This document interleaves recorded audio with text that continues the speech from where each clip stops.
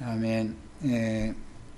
오늘 또 이어지는 말씀을 통해서 선진들의 믿음을 우리도 본받을 수 있도록 믿음을 더하여 주시는 말씀을 주시길 바랍니다. 오늘 요셉이 환상의 순종을 하여 하나님의 뜻을 이루었고, 마리아가 천사를 보내사 하신 하나님의 말씀에 순종함으로 하나님의 뜻이 이루어진 것처럼 우리들에게도 순종과 믿음의 본을 뒤따라가는 증인들이 다 될 수 있도록 우리에게 이상과 계시가 더 밝혀지기를 바라며, 오늘 집회 중에 주님께서 은혜의 영으로 우리 형제 자매님들 심령에 충만하게 임재하시고, 또 마리아를 은혜로 덮으셨던 것처럼 형제 자매님들 덮어주시기를 주의 이름으로 기도합니다. 아멘. 아멘. 지난번 해드렸던 자료의 5페이지 그 상단부에 하나님의 일하심을 꿈으로 현몽해 주신 내용, 그 부분부터 이제 말씀을 나눌 겁니다. 오늘 읽을 말씀은 누가복음 1장에서 먼저 읽고 시작하겠습니다. 마태복음은 지난번에 한번 읽었으니까 오늘은 누가복음에서 읽도록 하겠습니다.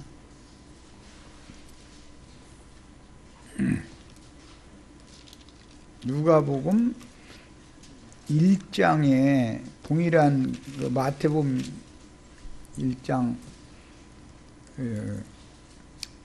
아들이 낳아질 거라는 것과 그 다음에 그 이름을 예수라고 해라 라고 이름 지어준 얘기가 누가복음에도 나오죠. 누가복음 1장 26절에서 38절 읽겠습니다. 여섯째 달에 천사 가브리엘이 하나님의 보내심을 받아 갈릴리 나사렛이란 동네에 가서 다윗의 자손 요셉이라 하는 사람과 정원한 처녀에게 이르니, 그 처녀의 이름은 마리아라. 그에게 들어가 이르되, 은혜를 받은 자여 평안할지어다. 주께서 너와 함께 하시도다 하니, 처녀가 그 말을 듣고 놀라 이런 인사가 어찌함인가 생각하매, 천사가 이르되, 마리아여 무서워하지 말라. 네가 하나님께 은혜를 입었느니라. 보라, 네가 잉태하여 아들을 낳으리니 그 이름을 예수라 하라. 그가 큰 자가 되고 지극히 높으신 이의 아들이라 일컬어질 것이요, 주 하나님께서 그 조상 다윗의 왕위를 그에게 주시리니 영원히 야곱의 집을 왕으로 다스리실 것이며 그 나라가 무궁하리라. 마리아가 천사에게 말하여 나는 남자를 알지 못하니 어찌 이런 일이 있으리까? 천사가 대답하여 이르되, 성령이 네게 임하고 지극히 높으신 이의 능력이 너를 덮으시리니, 이러므로 낳으실 바 거룩한 이는 하나님의 아들이라 일컬어지리라. 보라, 내 친족 엘리사벳도 늙어서 아들을 배웠느니라. 본래 임신하지 못한다고 알려진 이가 이미 6달이 되었나니, 대저 하나님의 모든 말씀은 능하지 못하심이 없느니라. 마리아가 이르되, 주의 여종이오니 말씀대로 내게 이루어지이다 하며 천사가 떠나가니라. 대저 하나님의 말씀은 능하지 못하심이 없느니라, 능치 못하심이 없느니라 그랬어요. 마태복음에서는 요셉에게 현몽해 주신 것을 요셉이 순종을 해서 약혼만 했고 동침치 아니한 자신의 아내가 배가 불러오는 것을 보고 고심한 하는 중에 이제 현몽을 해주셨기 때문에 성령께서 이 일을 행하신 것이다라는 말씀을 그 꿈으로 현몽으로 듣고 보고 나서 아내로 그대로 취해서 혼인을 했다는 거예요. 혼인을 했지만 아들 낳기까지는 동침치 아니하였다 이렇게 곁들인 말씀이 있었었죠. 자, 이제 이런 것들은 구약 성경의 모든 그 비유와 모형이 되는 모든 말씀들을 다 종합적으로 이해를 하고 구속사에 맞춰서 이제 성경을 해석할 줄 아는 그런 영감이 필요한 말씀들이죠. 뭐 늘 얘기하지만 처녀가 아기를 낳았다. 그런데 장가 들었는데 뭐 애 낳을 때까지는 동침치 않았다. 그런 말을 그게 사람의 말로 해석하면은 이해가 돼요, 안 돼요? 안 되죠? 그 참 이것은 그러니까 인간사의 말이 아니다라는 걸 벌써 우리는 알 수 있는 말. 인간사대로 해석을 하라고 그러면은 억지 쓰는 말이죠. 한마디로 말해서 약혼녀가 배가 불렀는데 데려온다는 것도 그렇고, 또 데려왔는데 동침치 않았다는 것도 그렇고, 그럼 동침치 않으려면 데리고지를 말든지 애 낳을 때까지 신정에 그냥 있다가 데리고 오든지, 이게 어쨌든 간에 하여튼 아무리 생각해봐도 이게 안 맞는 말이죠. 인간사로 해석한다면. 그래서 성경이라는 것은 하나님의 구속사에 대해서 말하는 것이지 그런 육신적인 말이 아니다라는 것을 기본적으로 알아야 된다는 거예요. 그러면 처녀가 애 낳는 것도 육신대로만 해석해서는 안 맞는 거죠. 네. 장가 들었는데 동침치 않는다는 얘기도, 아니 그럴 바에는 데리고 오지를 말어. 그냥 친정에서 애 낳을 때까지 기다려. 애 낳고 결혼하자 그러면 되잖아. 그럼 데려다 놓고서 동침치 않았다 오늘 말씀에 저 마태복음에 보면 그게 얼마나 우스꽝스러운 얘기고 억지 쓰는 말이냔 말이에요.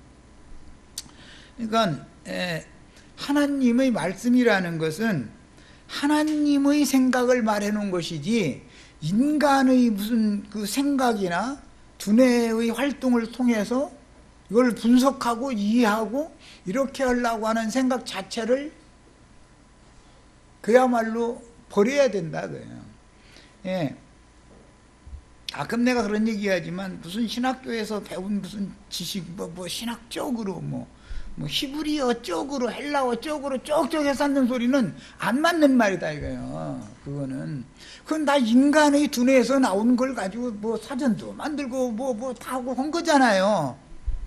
도움은 될 수가 있지만 하나님의 생각을 이해하는데 도움을 받는 좋은 용도로 쓰면 좋지만 그것에 매몰돼 버려 가지고 주장하는 자세를 한다든지 교만해지면 그 사람은 하나님과는 더 멀어지기 마련이다 이거예요. 내가 이것을 계속 강조하는 거예요. 계속 하여튼 틈만 있으면 얘기를 하는 거예요.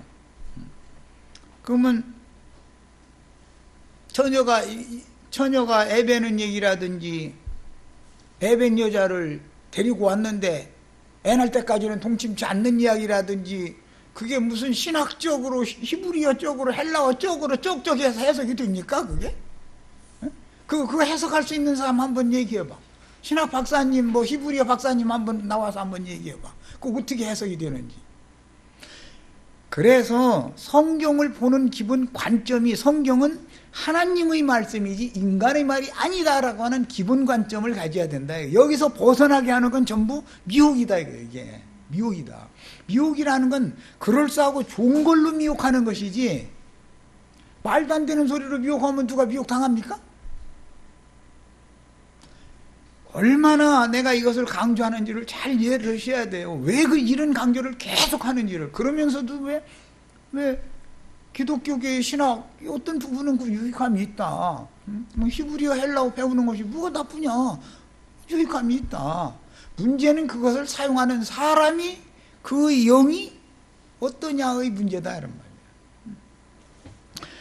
이것은 인간 교훈으로 사람의 교훈으로 하나님의 말씀을 사람의 교훈으로 가르치면 어떻게 된다겠어요?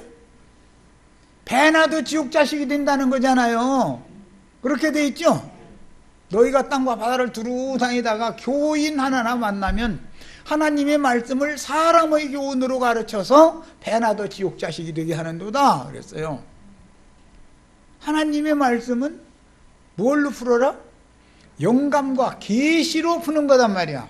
계시로. 오늘 이 시간은 지금 꿈 얘기하려고 내가 시작을 이렇게 하는 거예요. 선지자들이나 사도들이 계시를 받은 것을 가지고 증거를 하러 다닌 것이지 학문적으로 배운 걸 가지고 증거하는 게 아니다 이거예요. 그게 아니에요. 예수님을 대적하고 죽인 자들이 성경 지식이 없어요? 오늘날 쪽쪽 하는 사람들보다 쪽쪽쪽을 한 번이라도 더 할 수 있으면 있었지 딸리는 사람들이 있었어요? 예수님 죽인 사람들이?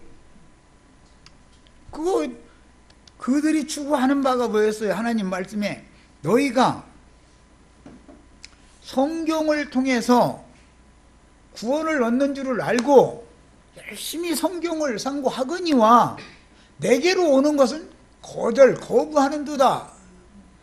성경을 사람이 추구하는 것은 사람의 생각으로 하나님의 말씀을 사람의 교훈인 걸로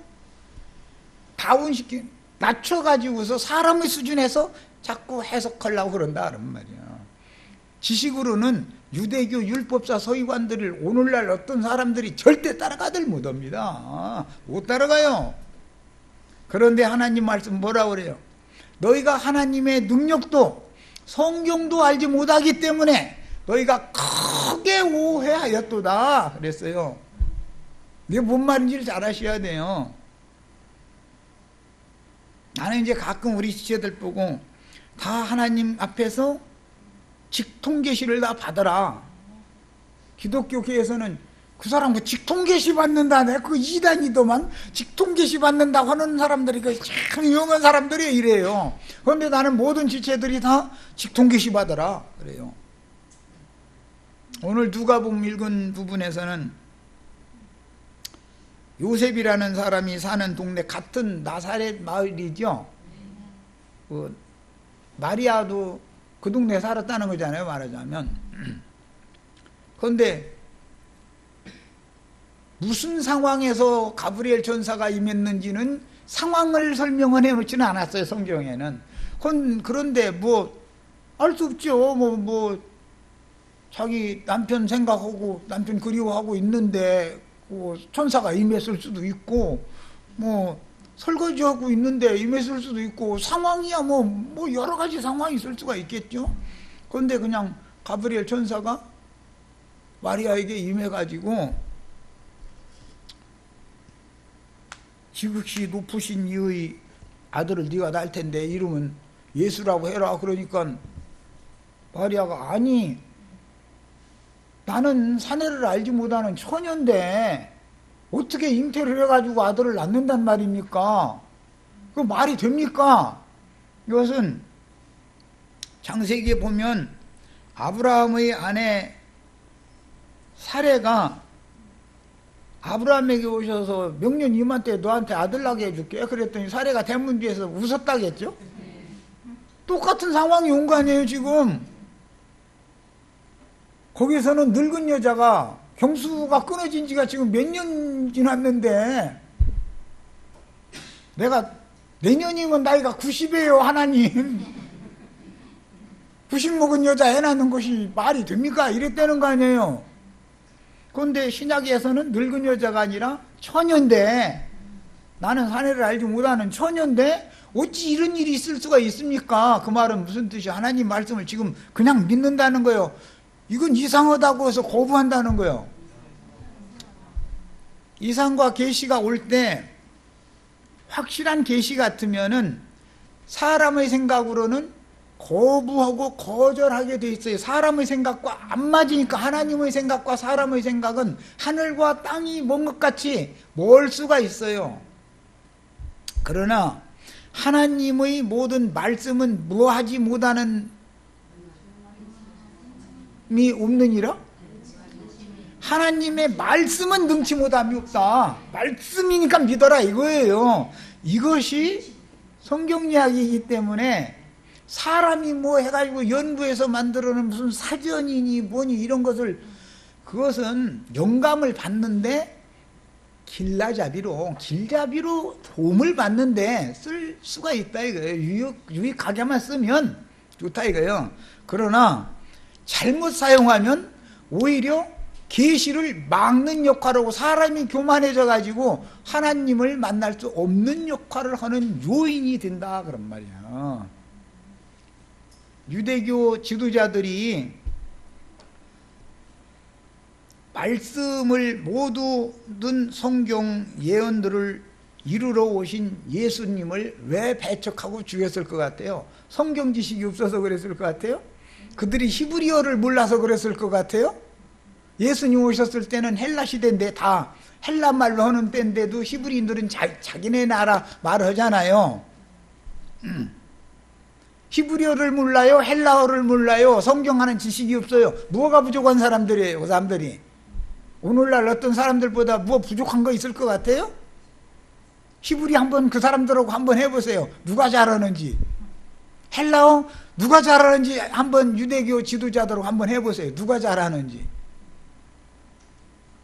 성경을 사람의 교훈으로 맞춰서 해석하는 성경 지식이 누가 많은지 한번 대결 한번 해보세요. 이런 걸 잘 생각해 보라는 말이에요. 내가 이런 말 하면 사람들이 되게 듣기 싫어하는 사람들이 더러 있어요. 그건 뭐냐? 내 속으로 생각하면, 저 사람은 내가 하는 말을 아직도 못 알아듣는다는 뜻은 영이 지금 다른 데 손영에 붙잡혀 있구나. 자꾸 난 이쪽으로 주님께로 끌어오려고 애써서 이 얘기를 하는데, 나는 안타까워, 그런 사람들 보면. 그런데 그 사람들 보면 내가 안타까울 거 아니야. 유대교 지도자들이 보면 예수님이 얼마나 불쌍해 보이고 안타까웠겠어요. 응? 성경은 모두 선지자들의 영을 하나님이 감동하셔가지고 감동받은 영의 계시에 따라서 기록을 해놓은 것이지 인간 말이 아니에요. 절대로. 인간의 말일 것 같으면 성경으로 우리가 구원을 얻을 방법이 없죠. 인간의 교훈으로 구원을 얻을 방법이 어디가 있어요? 불경으로 구원 얻는 법이 있어요? 사서삼경으로 구원 얻는 길이 있어요? 없잖아요. 어? 성경을 대하는 기본 자세가 중요하다. 하나님 앞에서는, 즉 말씀 앞에서는 겸손해야 된다고요. 말씀 앞에서는 다른 건 다 자기 잘나고 뭐 똑똑하고 좋습니다. 다 좋습니다. 그래도 말씀을 대하는 태도만큼은 사람이 바꿔줘야 돼요. 바꿔줘야 돼요.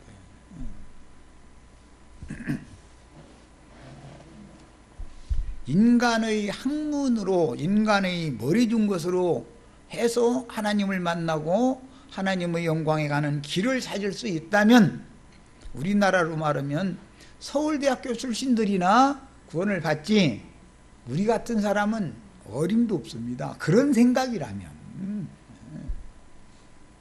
그런데 인간 나라에서 머리가 꽤나 돌아가고 머릿속에 들어있는 것이 많은 사람들이 주님을 만나기 쉬울 수도 있지만 오히려 주님을 못 만나게 만드는 결정적인 원인이 되는 수건으로 사용될 수 있다. 율법사들이 하나님의 말씀, 모세의 율법을 신약시대까지도, 오늘날까지도 구약성경을 읽을 때 수건을 쓰고 읽는다 이렇게 했어. 무슨 말이겠어요? 그들의 지식이 오히려 가리는 역할을 한다, 그런 말이란 말이에요. 이걸 내가 그렇게 주의를 주는 거예요. 계속해서. 유익하게 써라. 좋은 걸 가지고 영이 교만해지고 나는 뭐 이루었다, 나는 뭐 안다, 나는 되었다, 뭐 이러는 그런 생각에서 딱 들어오면, 내가 지금 시험당하고 있구나. 내가 아는 이 좋은 지식 때문에 내가 사탄이 이 나의 지식을 지금 가지고 시험하고 있구나 하고 즉시 딱 무릎을 꿇고 주님 앞에 이 교만한 영을 낮춰주셔가지고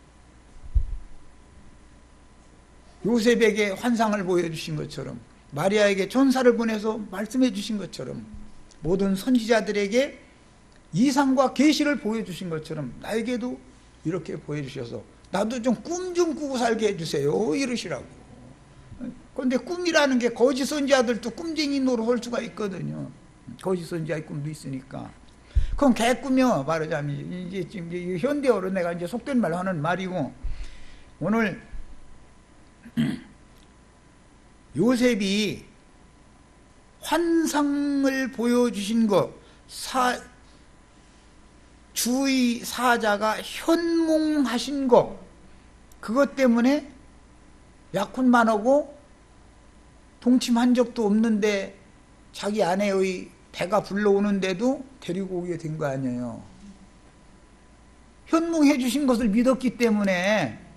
그런다면 이게 사람의 말로 얼마나 황당한 얘기예요.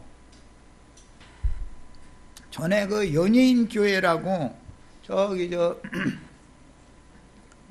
북악산 그 북악 터널 넘어가는데 그 말랭이 쪽에 보면은 예배당 하나 있어요.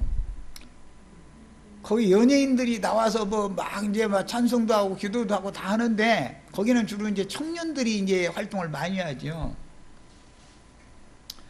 그런데 한 청년이 기도를 한참 하고 나오더니 큰 소리가, 나는 다른 건 다 믿는데 아니 처녀가 아들을 낳았다면 나 이것은 절대 안 믿어진다고 그래가면서 이제 간증을 했다는 거예요. 이것은 못 믿겠다고. 이제 그러니까 그때 이제 구봉서 장로님이라고 그 코미디언 하시던 구봉서 장로님 아시죠? 그분이 그 간증 다 끝나고 나, 야 이놈아 너 일로 와봐. 야 마리아의 남편 요셉도 믿는데 네가 안 믿어? 네가 뭐야? 남편이 자기가 잠자리 하지도 않았는데 애 뵀는데도 아 이거 하나님이 하신 일이다라고 믿었는데 너는 마리아의 남편도 아니면서 네가 안 믿어? 그랬다는 거예요. 이게 뭔만 이해가 되시죠? 왜 안 믿어졌겠어요? 사람의 생각으로 과학적으로 쭉 하다 보니까 쪽이 이게 맞게 된 거예요. 쪽쪽 과학적으로 인간적으로 보니까 이게 안 맞는 말이었다 이거예요. 그러나 현몽을 하실 때 네 아내의 태에 잉태된 그 아기는 성령으로 말미암아 잉태된 것이다 라고 말씀을 뭐라고 돼? 현몽을 해주셨다 이거예요. 그러니까 요셉이 그걸 믿고 아 하나님의 성령께서 하시면 하나님은 능치 못하심이 없는 분이니까 하시면 하시지. 나는 이 말씀을 나도 꽤나 안 믿어졌다가 나중에 헐섭시 항복하고 믿어진 것은 창세기에서 태초에 하나님이 천지를 창조하셨는데 말씀으로 했다는 것을 믿어. 또 그거는 믿어 또. 아니 나 가만있어. 말씀으로 천지도 창조하셨는데 아니 천여 뱃속에다가 애 잉태시키는 거 그거 묻으면 하나님도 아니지 이 생각이 어느 날 버뜩 하고 온 거예요. 그야말로 현몽이 된 거지.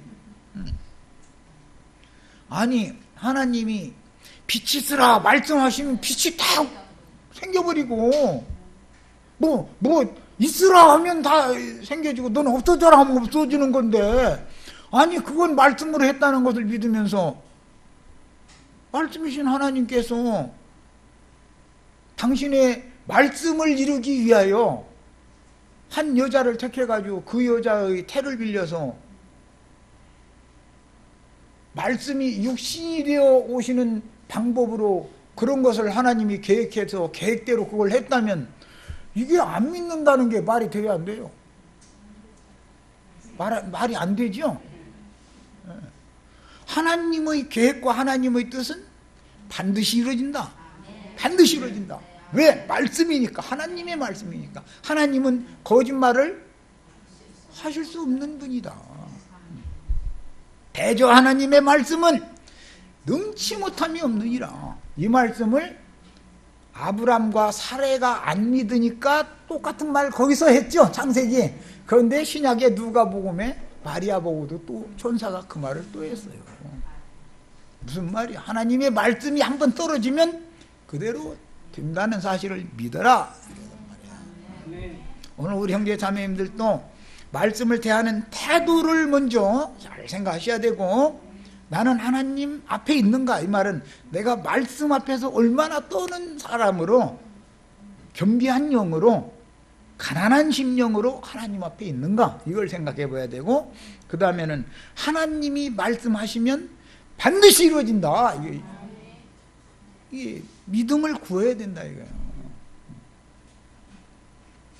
자, 이번에는 예레미야 31장을 다 같이 펴십니다. 예레미야 선지자는 바벨론에 이스라엘 백성들, 유다 백성들과 함께 바벨론에 사로잡혀 갔던 선지자죠. 그 다음에 다니엘도 그렇고 바벨론의 함께 잡혀갔던 선지자예요. 그런데 이사야 선지자를 통해서 이미 70년이라고 하는 기간이 정해졌고, 자기 백성들이 종로로 하게 될 것을 이사야 선지자가 이미 예언을 해놨습니다. 그 후배인 예레미야 선지자는 이 말씀을 자기 백성이 지금 바벨론으로 사로잡혀 갈 지경이 돼 있기 때문에 계속 선배 선지자의 예언을 궁구한 거예요. 그 70년이라는 것이 다니엘, 이 예레미야 선지자의 후배가 되는 다니엘 선지자는 71회로 이제 확정되잖아요. 야, 그걸 궁구를 계속 하는데 선지자에게 하나님의 말씀이 들린 거예요. 말씀을 그럼 어떻게 들려줬느냐? 예레미야 31장 15절부터 읽어보겠습니다. 여호와께서 이와 같이 말씀하시니라. 라마에서 슬퍼하며 통곡하는 소리가 들리니. 이게 마태복음 1장에 이 말씀이 인용이 됐죠. 라헬이 그 자식 때문에 애곡하는 것이라. 그가 자식이 없어져서 위로받기를 거절하는도다. 여호와께서 이와 같이 말씀하시니라. 네 울음소리와 네 눈물을 멈추어라. 라헬 보고 하는 말이에요. 지금 이거 라헬이라는 것은 사실은 북이스라엘 전체를 대표하는 거예요. 사실은 구약시대의 용어로 그렇지만 신약시대의 영적으로 적용하자면 라헬은 신약교회죠. 레아는 구약교회를 말하는 것이라면 예레미야서 1100페이지 정도 보세요. 그 1, 2페이지 차이가 날 거니까 구약성경 1100페이지 정도. 자, 찾으셨죠? 예레미야서 31장. 자, 이번에는 이제 16절 읽어 나갑니다. 여호와께서 이같이 말씀하시니라. 네 울음소리와 네 눈물을 멈추어라. 네 일에 삭슬 받을 것인즉 그들이 그의 대적의 땅에서 돌아오리라. 선지자가 어떤 일을 한 것이 훗날 가서 품삯으로 주어지는데, 품삯을 받는 것은 포로로 사로잡혀갔던 하나님의 백성들이 원수의 땅에서, 대적의 땅에서 돌아오는 것이다 이거예요. 선지자가 수고한 대가는 이거다 이거예요. 뭔 말인지 이제 영감으로 감이 오시죠? 우리 형제 자매님들, 내가 지금 이렇게 애써서 이런 말씀을 전하면 큰 성 바벨론 큰 음력교계에서 하나님 품으로 돌아오는 사람들이 그게 일한 사람의 수고의 대가다 이런 말이에요. 얘기를 하신 거예요. 그 다음에 17절. 너의 장래에 소망이 있을 것이라. 너희 자녀가 자기들의 지경으로 돌아오리라. 여호와의 말씀이라. 사로잡혀가는 것 때문에 애통하지 말아라 이거예요. 때가 되면 다시 내가 돌아오게 해준다. 지금 그거잖아요. 자, 에브라임이 스스로 탄식함을 내가 분명히 들었나니 주께서 나를 징벌하심에 멍에에 익숙하지 못한 송아지 같은 내가 징벌을 받았나이다. 70년이라고 하는 포로 기간은 징벌 기간이죠. 그러니까 주는 나의 하나님 여호와시니 나를 이끌어 돌이키소서. 그리하시면 내가 돌아오겠나이다. 바벨론에 있는 자들이 이렇게 해야 된다 이거예요. 라헬의 애곡과 같이 이 문제 때문에 내가 주님께 버림을 받은 상태인데 주님께로 나를 돌아갈 수 있도록 나를 돌이켜 주세요. 이걸 눈 울어가면서 기도를 해야 된다고요. 내가 돌이킨 후에 뉘우쳤고 내가 교훈을 받은 후에 내 볼기를 쳤사오니 이는 어렸을 때의 치욕을 짐으로 부끄럽고 욕됨이니이다 하도다. 에브라임은 나의 사랑하는 아들 기뻐하는 자식이 아니냐. 내가 그를 책망하여 말할 때마다 깊이 생각하노라. 그러므로 그를 위하여 내 창자가 들끓으니 내가 반드시 그를 불쌍히 여기리라. 여호와의 말씀이니라. 처녀 이스라엘아, 너의 이정표를 세우며 너의 편말을 만들고 큰 길 곧 네가 전에 가던 길을 마음에 두라. 돌아오라. 네 성읍들로 돌아오라. 지난 시간에 처녀라는 것은 용어가 처녀 시온, 처녀 이스라엘로도 적용이 된다. 그러니까 육신적인 처녀는 하나의 표상이고 성경이 말하는 영적 의미를 우리는 더 생각해야 된다. 마리아는 육신적으로 볼 때는 처녀가 분명하지만 그 마리아는 모든 치료받은 태를 가진 영적 자녀를 생산할 수 있는 여자에 대한 상징이다. 그래서 너희를 정죄하는 처녀로 한 남편이신 그리스도께 중매한다라고 표현을 했다. 이 얘기까지 지난 시간에 나눴어요. 내가 그 사로잡힌 자를 돌아오게 할 때에 그들이 유다 땅과 저기를 안 읽었구나. 21절 안 읽었네. 처녀 이스라엘아, 너희 이정표를 세우며 너희 편말을 만들고 큰 길 곧 네가 전에 가던 길을 마음에 두라.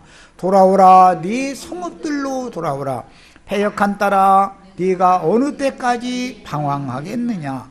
여호와가 새 일을 세상에 창조하였나니 곧 여자가 남자를 둘러싸리라. 그런 지난번에는 안으리라 이랬죠. 이것은 이제 룻기에서 늙은 여자 나오미가 며느리를 통해서 낳은 아들 오벳을 자기가 품에 안고 길렀다 이렇게 돼 있죠. 거기서 이제 인용하는 말이에요. 그러면 여자가 남자를 안으려면 당연히 아들을 낳아야 될 거 아니야. 영적 적용을 할 때 그러니까 바벨론의 포로로 사로잡혀간 기간은 잉태하는 기간이고 여자가 잉태하는 수고를 해야죠. 9달 반 동안 수고가 있어야 배가 이렇게 불리면 얼마나 불편해. 그 수고가 보통 차라리 그냥 하루 잠깐 그냥 낳는 게 낫지. 그거 그냥 이를 악물면 되는 일이니까. 그렇지만 10달 동안 거기다 대고 또 뱃속에서 딴 생명이 있어가지고서는 내 원래 생명과 딴 생명이 막 저도 먹고 살겠다고 발버둥을 쳤으니까 음식이 이상하게 입맛도 떨어지고 헛구역질 났다고 이게 여간 불편하냔 말이야. 이게 다 상징이다. 바벨론 포로 70년이라고 하는 기간은 잉태하는 기간이다. 이게 고난의 기간이다 이거예요. 돌아올 때는 출문하는 것이죠. 그러니까 그렇게 적응을 했다. 바벨론으로 사로잡혀 가는 것은 애 뵈러 가는 것이고 돌아오는 것은 애 낳는 것으로 지금 영적으로 선지자는 이상을 이렇게 받아서 계시를 받다 이런 말이에요. 이제 23절부터 봅니다. 만군의 여호와 이스라엘의 하나님께서 이같이 말씀하시니라. 내가 그 사로잡힌 자를 돌아오게 할 때라는 건 해산 때가 왔다 그 말이에요. 그들이 유다 땅과 그 성읍들에서 다시 이 말을 쓰리니 곧 의로운 처소요 거룩한 산이요. 의로운 처소요 거룩한 산이요. 이것은 처녀 시온, 처녀 예루살렘을 말하는 거예요. 거기로 돌아와야 되니까. 여호와께서 네게 복 주시기를 원하노라 할 것이며 유다와 그 모든 성읍의 농부와 양떼를 인도하는 자가 거기에 함께 살리니 이는 내가 그 피곤한 심령을 상쾌케 하며 모든 연약한 심령을 만족하게 하였습니다. 이게 여자가 해산함으로 구원을 얻는 말씀이란 말이야. 이게 교회는 반드시 이런 아들을 낳아야만 구원을 얻는 거예요. 그게 이제 상징이요. 야, 이것은 전부 영을 어떻게 하느냐의 문제다라는 걸 알 수 있죠. 바벨론의 포로로 사로잡혀 갔다가 돌아오게 하는 것은 영적으로 그 피곤한 심령을 상쾌케 하며 모든 연약한 심령을 만족하게 해주시면 이 일이 된다 이런 말이에요. 야, 그런데 이사야 선지자가 마지막 말해 보라 했네. 내가 깨어보니 내 잠이 달았더라 그랬어요. 그러면 지금 이게 쭉 하신 예레미야서의 말씀은 뭐예요? 꿈이었다는 말이죠. 꿈으로 말씀하신 거죠. 이해하셨어요? 오늘 나누고자 하는 이 현몽이라고 하는 말씀을 오늘 이제 중점으로 나누려고 그래요. 현몽이라는 말은 꿈이라는 뜻이요. 꿈인데 개꿈이 아니고 이것은 이상과 계시가 있는 꿈이다 이거예요. 그 꿈을 꿀 때는 긴 꿈을 꿨는데도 일어나서 보니까 그 잠이 너무 단잠을 잤더라는 거예요. 자, 이제 자료 말씀으로 들어갑니다. 요셉이 현몽해 주신 것에 따라서 약혼녀를 데리고 왔죠. 그 현몽에 순종하느라고 아내를 데려다 놓고 나서도 아이를 출산할 때까지는 동침치 않았어요. 그러니까 좀 그렇지만 나는 세상 말로 나는 못 참어. 그런데 이 요셉은 대단한 사람이야. 그냥 처갓집에다 놔두고 할 때야 그럼 뭐 당연히 이해가 되지만 자기 집으로 데리고 와서 애 낳을 때까지 기다렸어. 야, 그러면 그 기간이 요셉에게는 70년이겠죠? 애 낳는다는 것은 뭐 돌아오는 것이 애 낳는 거라니까. 아까 얘기했잖아. 예레미야서를 괜히 읽은 게 아니에요. 요셉이라는 사람의 믿음을 지금 보여주려고 이런 거예요. 선지자가 꿈을 꿨는데 이스라엘 백성들이 유다 백성들이 바벨론에 사로잡혀 갈 것에 대해서 말씀을 이미 받았어요. 그러면 끝나는 줄 알고 있는데 그게 아니고 단잠을 자게 만들고 나서 꿈을 꾸게 만들었다 이거. 꿈을. 그런데 무슨 꿈을 꾸게 만드느냐? 이 백성은 반드시 때가 되면 돌아올 수 있다. 그 꿈은 결국 알고 보면 절망적인 꿈이 아니고 개꿈이 아니고 그야말로 소망이 있는 꿈이죠. 그래서 꿈이라는 말을 하면 희망이라는 뜻도 있는 거예요. 꿈속에는. 그래서 아이들 가르칠 때 그러죠. 선생님들은 큰 꿈을 꿔라.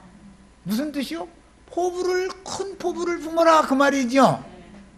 그것은 잉태하는 것으로 성경에서는 상징한다. 꿈을 잉태하는 거예요. 꿈을. 큰 포부를 내 마음에 품어. 그러면 그게 꿈꾸는 거다 이거요. 잉태하는 거다 이거. 그 꿈이 잉태되면 해산날이 온다. 꿈과 같이 이루어지는 날이 온다 그런 말이에요. 이것이 성경이 말하는 의미다. 이렇게 해석을 해야만 하나님의 생각을 말하는 거예요. 사람의 생각대로 말하면은 마태복음, 누가복음 해석이 절대 안 됩니다. 학문적으로 뭐 쪽쪽 해가지고는 절대 해석이 안 돼요. 안 되는 거예요. 그러니까 하나님의 말씀을 깨달으려면 뭐가 필요해요? 계시가 필요하다요. 계시가 필요한 거예요.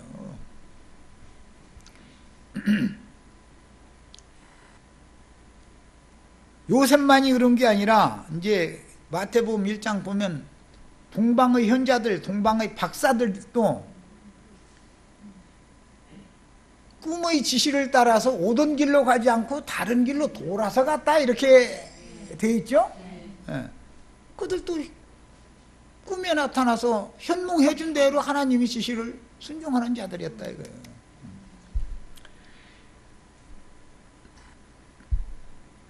그 다음에 마리아, 처녀 마리아에게 천사가 보냄을 받아가지고 하나님의 말씀을 전해주는데 도무지 이해가 안 되는 말을 한 거예요. 은혜를 입은 자요. 네가 하나님의 은혜를 입어가지고 전능하신 지극히 높으신 이께서 너에게 임하시고 그분의 능력이 너를 덮을 것이다. 그러면 네가 애 뱉다 가서 아들 낳을 것이다. 그 이름일랑 예수라고 지어라. 이렇게 전해줬어요. 그러니까 너무 황당한 얘기를 들은 거예요. 그러니까 아니 나는 사내를 알지 못하거늘 어떻게 나에게 이런 일이 있을 수가 있겠습니까? 마지막 말이 뭐였어요? 대저 하나님의 말씀은 능치 못하심이 없느니라. 그 말 딱 듣고 이제 깨달았죠. 주의 말씀이시오니 주의 말씀대로 되어지이다 하니까 그렇게 된 거예요. 말씀대로 된 거예요. 말씀대로. 그것이 오늘날 우리들이 말씀을 믿는다 그러지만 머릿속으로 인간의 생각으로 알고 믿는다고 하는 것은 인간들의 생각이죠. 믿음이라는 것이 두 종류가 있다 이거예요. 그것도 믿는다고 다 자기는 잘 믿는다고 생각하는 거예요. 그런데 그 믿음이 허망한 믿음이 될 수 있고 진리를 대적하는 믿음이 될 수 있죠.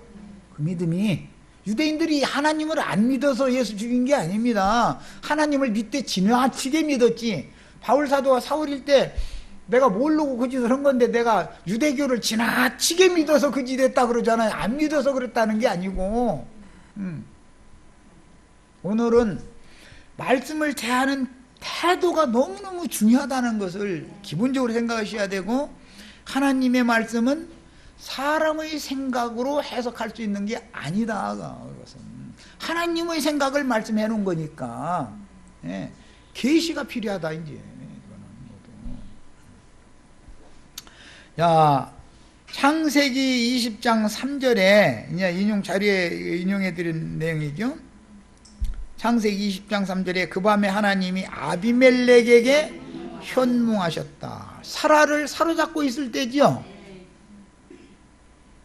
아비멜렉 왕이, 그랄 왕 아비멜렉이 사례를 저희 왕궁에 붙잡아 놓고 있을 때잖아요. 그때는 여자들이 애 낳았다 못 낳았다? 이 사례를 돌려보내라고 현몽을 했다는 거예요. 그러니까 이 아비멜렉의 믿음이 보통이 아니죠.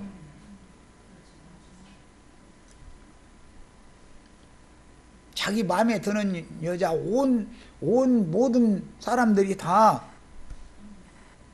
우러러 보는 여자 지 왕궁에다 데려다 놓고 이제 그런 거 모든 것 다 이제 준비하는 사람이 있어요.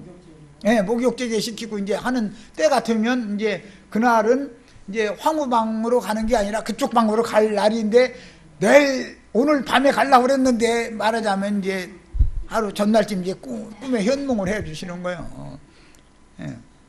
너는 삼가 야곱 딴 데네. 데려간 이 여인으로 말미암아 네가 죽을 거니까 그는 남편이 있는 여자다. 그러니까 그 여자 함부로 건들지 마. 이렇게 현몽 꿈꾸게 해준 거예요. 꿈꾸게. 그러면 아비멜렉이 믿음이 얼마나 좋은 사람이에요. 꿈을 누가 믿어? 나 같으면 아비멜렉처럼 절대 그렇게 안 해요. 꿈이라는 걸 누가 믿어? 잃어버리지. 그런데 성경에는 현몽해 주신 꿈을 믿은 얘기가 계속 나온다. 그러니까 개꿈 얘기가 아니죠. 이것은 뭔가 굉장히 깊은 어떤 영적인 의미가 포함되어 있는 꿈과 개꿈이 있는 것이죠.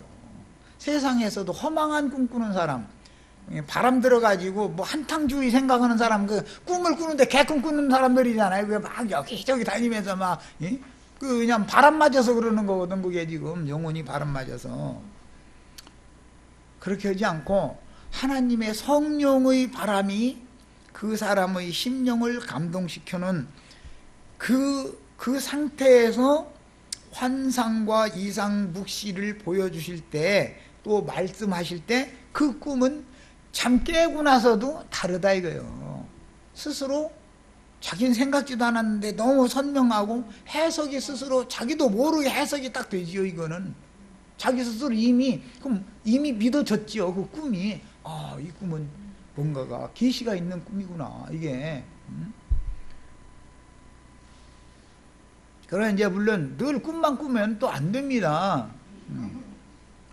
그래서 이제 아직 말씀에 대한 깊이가 없을 때는 꿈으로도 말씀을 하실 수가 있으니까 하는 말이고, 나중에 이제 그 과정은 말씀이 믿어지는 단계에 딱 오면은 꿈으로 말씀하실 필요 없죠. 성경을 몇 장 몇 절 몇 장 몇 절 딱 연결해가면서 그걸로 말씀하시면 뭐 더 확실한 것이 없으니까 이렇게 하면 되고, 이것은 말씀하시는 방법은 꿈으로도 말씀하실 수가 있는 거다.